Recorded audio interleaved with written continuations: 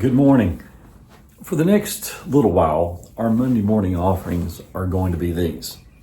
It's going to be me picking out a book from my library and sort of introducing it to you. Hopefully you'll go and get it from the library or buy it, whichever you prefer. But I hope to inspire you a little bit and sort of describe to you where I come from. I think books are a bit of a way of telling our biography. Of course, not every book you read do you agree with, or not every book that you read does it shape you in any way. And there's plenty of books up here that are like that.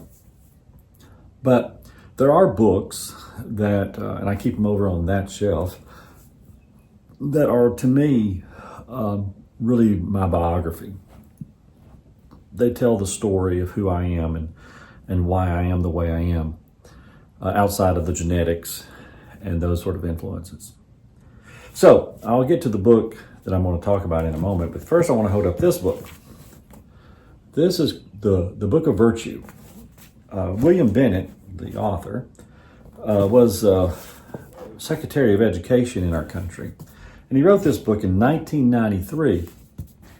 And it goes through a whole list of virtues, self-control being one of them. So let's get to the table of contents. Work, courage, honesty, loyalty, faith. And he expands through a variety of stories these virtues. And I remember when I read this book, it had a great deal of influence on me. It's not on that particular shelf, but it did have a lot of influence on me. Because I think that being a virtuous person and being virtuous people is an important thing. But over the course of my lifetime, that seems to have lessened.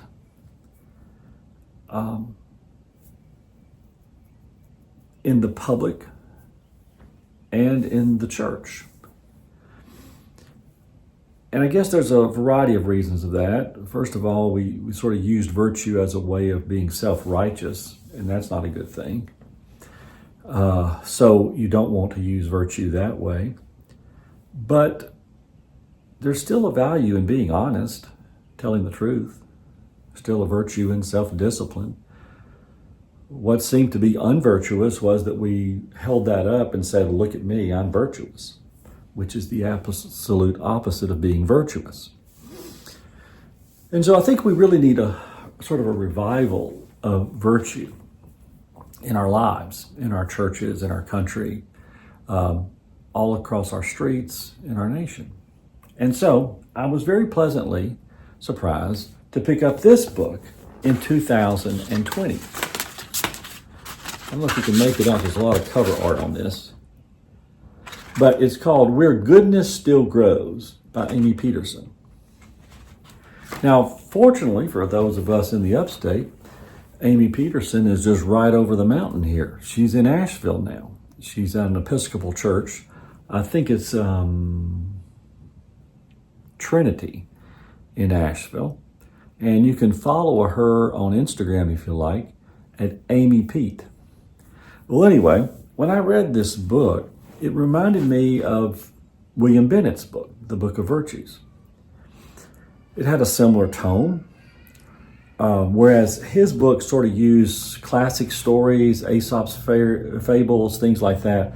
She used more of her own biography to tell the stories of virtues and the significance of virtue.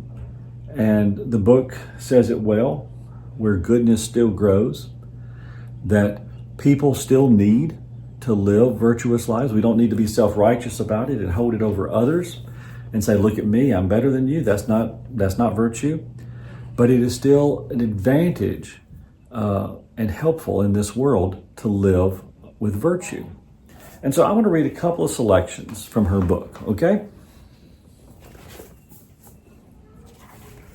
Let's see. The first I'm going to read is in a chapter called Modesty. You're going to be surprised where this one goes. My daughter is now 9, and this morning we had a talk about the importance of dressing modestly. She came into the living room wearing boot-cut jeans, a loose white t-shirt, had a wolf on the front, and a gray hoodie, all hand-me-downs from her older best friend.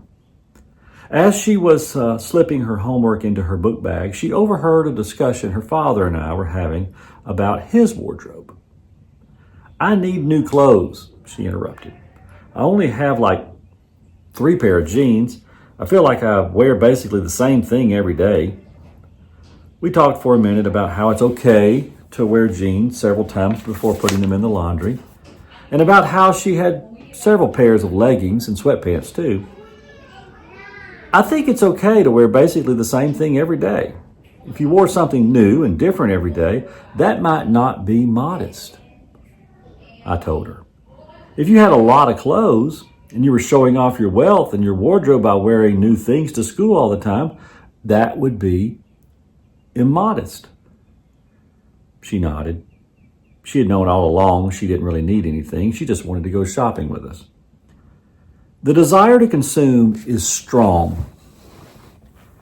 Maybe that's being human. Maybe it's modern American culture. Regardless, for us to buy our daughter more clothes would be wrong.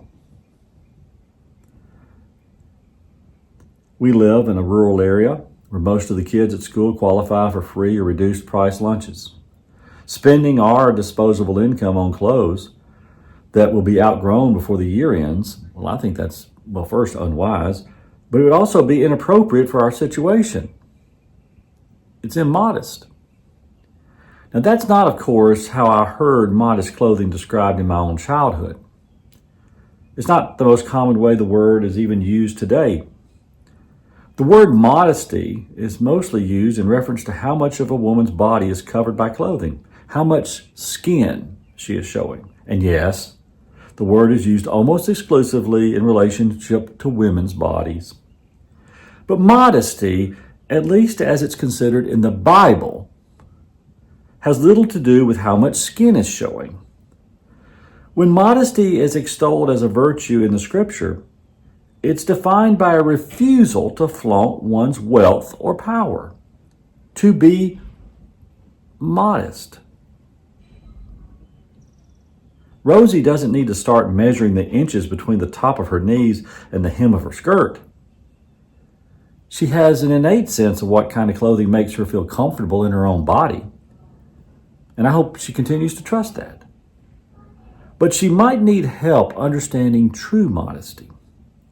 She might need help learning to identify her wealth and her power, and to use them for the good of her neighbors rather than thoughtlessly flaunting them.